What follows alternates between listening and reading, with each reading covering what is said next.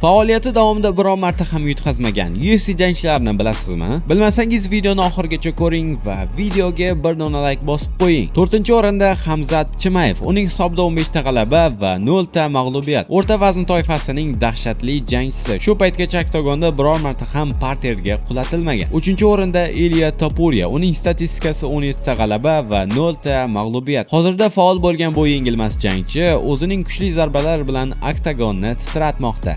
2-o'rinda Shavkat Rahmonov. 19 ta jang, 19 ta g'alaba. Eng dahshatlisi shundaki, Shavkat o'zining barcha 19 ta jangini muddatdan oldin yakunlagan. Ya'ni uning finish ko'rsatkichi 100% ni tashkil qiladi. Va nihoyat 1-o'rinda afsonaviy Habib Nurmagomedov. Yengil vazn toifasining sobiq chempioni. Faoliyati davomida 29 marta oktagonga ko'tarilib, ularning barchasida g'alaba qozongan. Eng asosiysi, u UFC'dagi faoliyati davomida deyarli biron bir raundni ham boy bermagan. Mana nima uchun u UFC'ning go'ati. Sizningcha kelajakda qaysi o'zbek UFC jangchilari bu ro'yxatning birida turishi mumkin? Izohlarda yozib qoldiring va bu sport Telegram kanaliga ham obuna bo'lishni unutmang.